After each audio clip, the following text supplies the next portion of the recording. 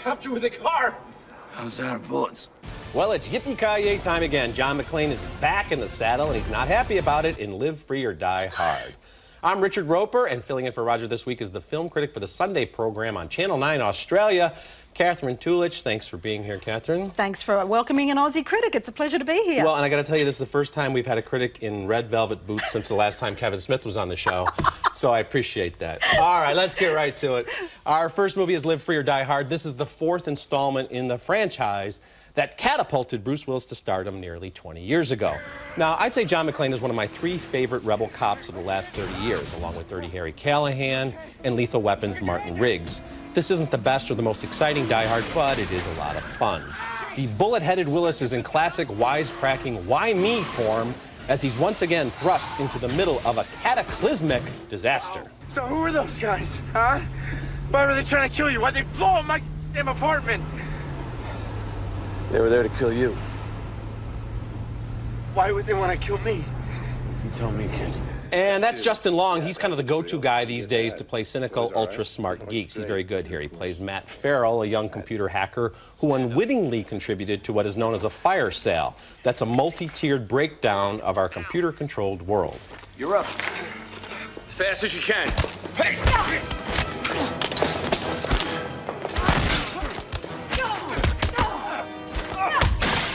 The gorgeous and scary Maggie Q plays a kick-ass villain, but the chief bad guy is Timothy Oliphant's Thomas Gabriel. I am doing the country a favor. By tearing it apart. Everything I've broken can be fixed if the country is willing to pay for it. Well, just sit tight. I got a check for you. You know, I like Oliphant a lot, but I'm not sure he's in the same league as previous Die Hard villains such as Alan Rickman and Jeremy Irons. And as much as I enjoyed the action sequences, sometimes they're just plain cartoonish.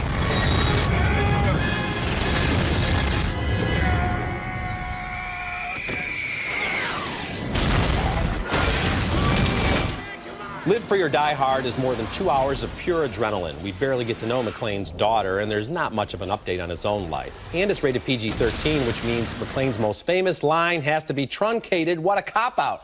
But the post-9/11 techno-terrorist stuff worked for me. The fights are creative and funny, and Willis is in top form in his career-defining role. So, Catherine, I'm giving it thumbs up. No, I have to agree with you. Thumbs up for me as well, and I certainly didn't expect it. I was really going, do we really need to see another Die Hard? I mean, I must admit, it's almost like watching a series of 24. I mean, you could have almost put Jack Bauer in this film as well. Yeah, it is the kind of thing where you're just like, how much can one man take and still survive? But I really liked, I think Bruce Willis gave a really nice world weariness. You know, it's 20 years on. He's looking tired. He's looking old, but, you know, I think that adds a really good element to the film. Justin Long, I agree, is very charming in this. And Maggie Q, why didn't we get more of her? She was fantastic. I agree. I mean, I do, as I said, you know, Timothy Oliphant, I think, is a good actor, but I don't know if he really seemed that menacing or deadly. And she was cutthroat, and she was great in the action sequences, and she was funny and sexy, and I would have liked to see her as the lead villain and maybe Timothy Oliphant as her henchman. I think that might have worked better. And, you know, the action sequences are amazing, although at some point you're just like, okay, you know, what I liked about the original Die Hard was so self-contained, and everything that happened, you felt like, well, maybe this could happen. We're now in a little bit more of a cartoon world, but because of Bruce Willis's performance, we believe most of it because he's playing it straight. Even as he's cracking wise, I mean, you believe that this guy's in the middle of all this stuff. Yeah, exactly. And, you know, I'm sort of sick of comic book superheroes in their fake muscle suits and that. It made me really nostalgic and thinking, yeah, bring back those good old guys, you know? I mean, it was great. Yeah, and Willis has just a great rapport with this kid, Justin Long. I mean, at first he's like looking at him as a little punk, kind of reminds him of his own kids who he's having problems with, but they develop a real friendship there, and they each have some good one-liners. So, I mean, it's a lot of fun, a lot of humor. They're never going to top the original, but I think of the sequels, this is probably my favorite. Yeah, I mean, a nice surprise. Yeah, I would agree. I would agree. On to the next film. Now from Down Under, by way of New Zealand, that is, comes the losers in love story of Eagle versus Shark. We first meet the stone-faced Lily, who works in a dead-end fast food joint where her co-workers snicker behind her back. She may be an oddball, but that doesn't stop her dreams of romance. She has her eyes firmly set on Jared, the geeky video game attendant who works nearby but doesn't even know she exists. Do you want cheese on your burger? No, thanks. It's free too. I'll give it to you. You'll save 60 cents. No, thanks. No. Why? There's free cheese. Can't eat cheese. That's Jermaine Clement as Jared, who's also one half of the New Zealand band Flight of the Conchords, which currently has a show on HBO. Determined to grab his attention, Lily crashes Jared's come as your favourite animal party. You're pretty beautiful. Same. I mean, you are too. Oh, handsome. You want a kiss? Yep. On the lips, though? Yep. Okay.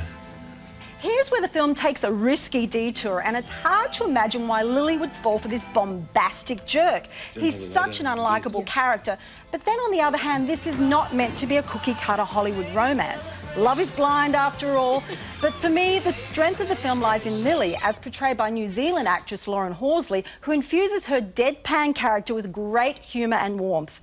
While Eagle vs Shark promises more than it eventually delivers, I still think there's enough charm and originality in this first-time feature by New Zealand director Taika Waititi to give this a mild thumbs up.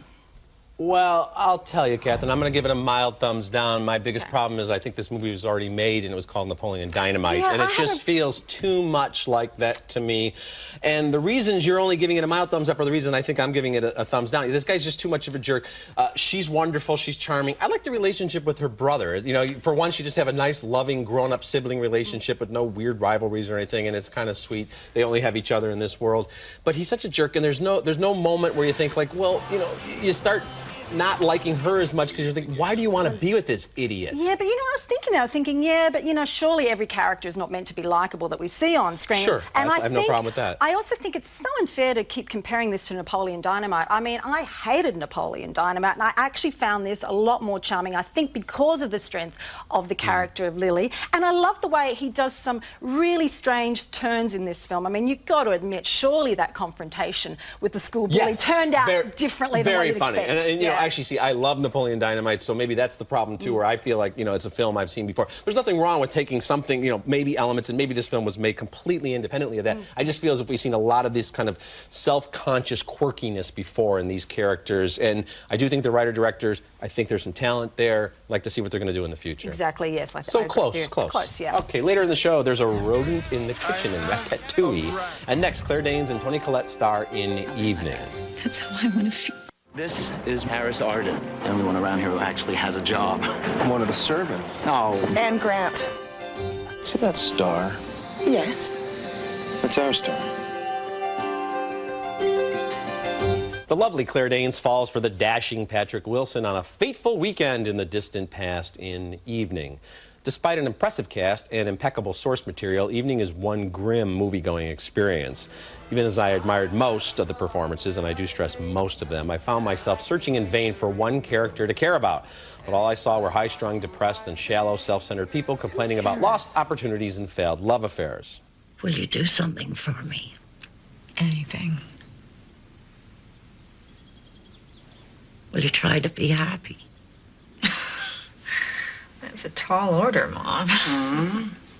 That's the great Vanessa Redgrave as Anne on her deathbed, and Toni Collette is one of her daughters. In the flashback sequences, Anne is played by Claire Danes. Meryl Streep's daughter, Mamie Gummer, plays Lila, who's about to be married. Is it? I'm not in love with Harris, and Harris is not in love with me. Are you sure? Yes? Do you want to know how I know? Yeah. Because I asked him. Anne Streep herself plays Lila in the later scenes. Evening is based on the novel by Susan Minot and adapted for the screen by Minot and Michael Cunningham of The Hours. It is relentlessly pessimistic and cold to the touch. It's hard to see why a two-day fling with a hunky doctor had such a great impact on Anne's life. As for the present-day sequences, we get Redgrave lamenting her life choices while her daughters squabble downstairs. It's tedious when it should be emotionally powerful. It's obvious when it should be subtle.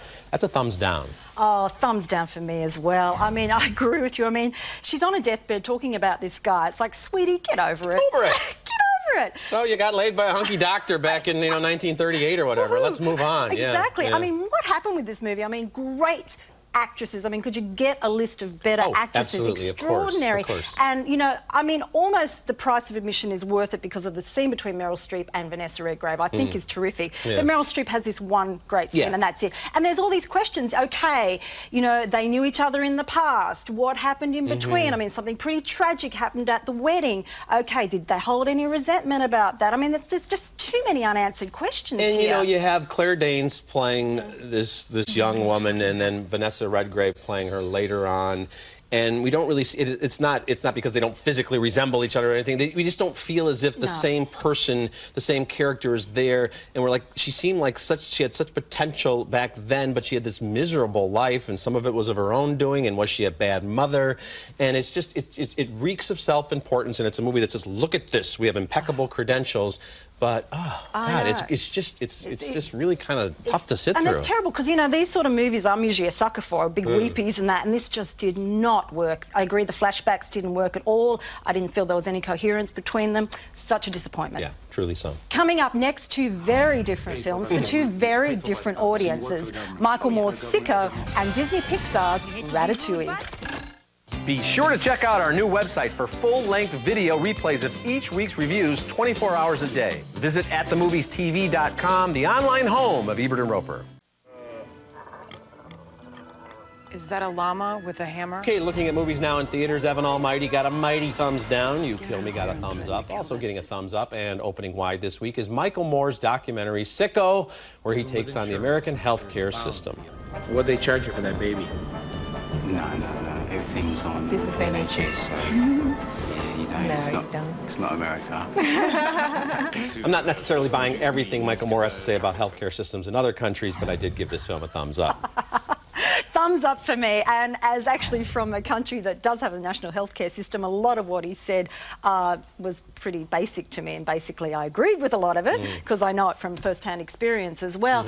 But, you know, I think with Michael Moore, whether you agree with him or not, he manages to make an entertaining movie. You're absolutely right. Yeah. You know, that's the point I always make about him. It's, yeah, there's performance art going on here, but Michael Moore is one of the best filmmakers in any genre out there right now. He always does a great job of getting us riled up one way or another. I know, and I mean, you know, American healthcare system mightn't be necessarily that interesting to a lot of people, but he does make it entertaining. He does make it entertaining and interesting, that's for sure. Next movie. Leave it to the fine maestros of Disney Pixar to cook up yet another feast of animated delight in Ratatouille. A fish out of water, or in this case, a rat out of the sewer tail, as a lowly rat called Remy dreams of tastier culinary delights than the usual menu of day-old garbage. Oh, you gotta taste this! This is, it's got this kind of burning, melty, it's not really a smoky taste. It's a certain, it's kind of like a, it's kind of like this boom. He aspires to copy the great French chef Auguste Cousteau, whose motto is anyone can cook, which in this case obviously means rodents as well. But rats are hardly a welcome sight in a restaurant. So to achieve his gastronomic dreams, Remy must find a human ally to whip up his creations. Enter Linguini, a hapless kitchen hand, desperate for a job but hopeless as a cook. I can't cook, can I? But you can, right? Look, don't be so modest. You're a rat, for Pete's sake. Whatever you did, they liked it. The two form an unlikely bond only possible in the logic of animation. But in the hands of Incredibles director and master storyteller Brad Bird, we warm to the man and mouse alliance. He also adds plenty of spice to the mix with slapstick comedy and colourful characters, including an acerbic food critic voiced by legendary Peter O'Toole, and a feisty sous chef Colette voiced with gusto by Janine Garofalo. But still I'm here. How did this happen? because you... Because I am the toughest cook in this kitchen. I have worked too hard for too long to get here, and I am not going to jeopardize it for some garbage boy who got lucky. Got it? The film is a valentine not only to the joys of fine cuisine, but to the romance of Paris. The views of the city are luscious, and animated food never looked more delicious. Like a good meal and a fine wine, Ratatouille left me feeling more than satisfied. Big thumbs up.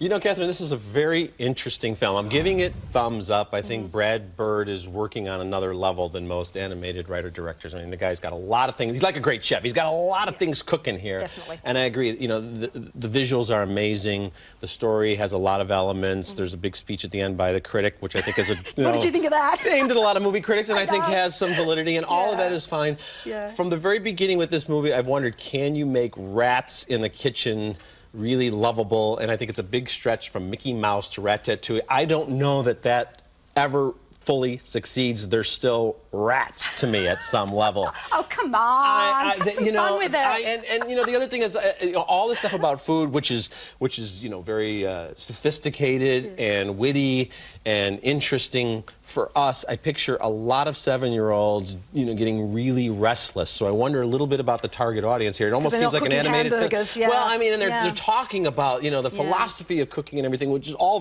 valid, but for an animated film from the Pixar folks, it's not The Incredibles or Cars or Toy Story or anything like that. I know what you're saying, but for me, and maybe it is just personal taste, I actually preferred this film to something like The Incredibles and Cars, because for me it reminded me, especially of my childhood, of seeing great Disney films like Lady and the Tramp and that. And I think a lot of times with these CGI films, I'm conscious of, wow, aren't they clever? They've got the hair right. They've got the fur right. That's true. And I feel like for the first time, you know, I kind of forgot that, and I got involved in the characters. I mean, there's that beautiful scene where Linguini and Remy first learn to communicate. The little shrugs and the Gallic shrug. It's like something out of Buster Keaton or the Marx Brothers, and that's all brilliantly done. And you know, you make a good point about the classics here, because this is a film that has a certain timelessness, because unlike a lot of these animated films these days, we're not getting pop cultural references every 2 seconds. It exists in its own world. So, I mean, I'm Shrek'd out with all those things where they're, you know, we're getting all these jokes of the moment and all these little visual punchlines. This is, again, I think it's working at a different level. And I also like the fact with Pixar too, they don't always use a voice that, oh, hey, that's got to be Eddie Murphy. You know, they blend it with the characters, and it's more important the characters. I think you're actually elevating my opinion of this film. I like it more. I'm moving my thumb higher up on this. So very good. Thank you. I appreciate it. All right, we stay French. Also in theaters is La Vie en Rose. I'll admit, I'm not the audience for this film, as I've never been a fan of Edith Piaf's music, and there's a lot of her music here. Marion Cotillard does pour her heart and soul into her performance.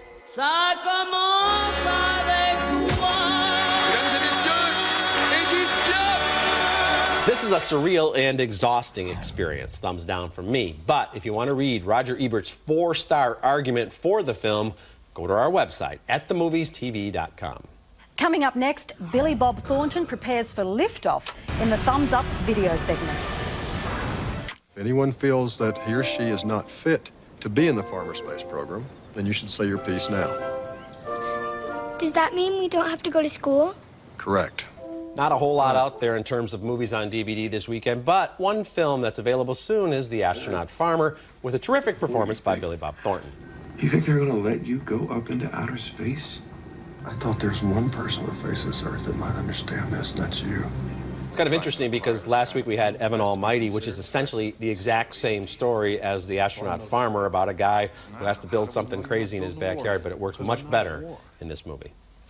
Well, I'm going back in time for my DVD pick. It's a classic Australian comedy called The Castle. You may not recognise the stars of this film, other than a brief appearance by a young and somewhat heftier Eric Bana, but it's hard not to fall in love with the family of the eccentric but endearing Kerrigans. They're a tight-knit group whose dad, Daryl, is eternally optimistic, forever praising his wife and not-so-bright kids. What do you call this? Chicken. Yeah, it's got something sprinkled on it. Seasoning.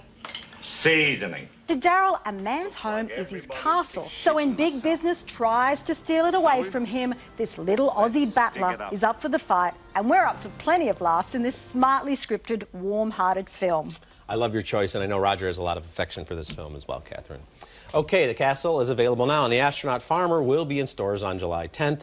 We'll be back to recap this week's show right after this. Closed captioning for Ebert and Roeper is sponsored by... Man has evolved to the point where he no longer needs to stand in line for tickets. The MovieTickets.card, available only at MovieTickets.com. Guests of Ebert and Roeper stay at the Peninsula Chicago, the city's most exciting luxury hotel, located in the heart of Chicago's Magnificent Mile. Okay, recapping the movies on this week's show. 2 thumbs up for Live Free or Die Hard. We split on Eagle versus Shark. 2 thumbs down for Evening. 2 thumbs up for Ratatouille. And Catherine, thanks so much. I had a lot of fun kicking these movies around with you. Great time. Thank you. It went so fast. It was fantastic. Thank you. Terrific. And I Thank didn't you. even have to kick you once. With those bells. I cost extra. Okay, that's it for this week. Tune in next week when Christy Lemire and I make our picks for the best movies of the year so far. Until then, the balcony is closed.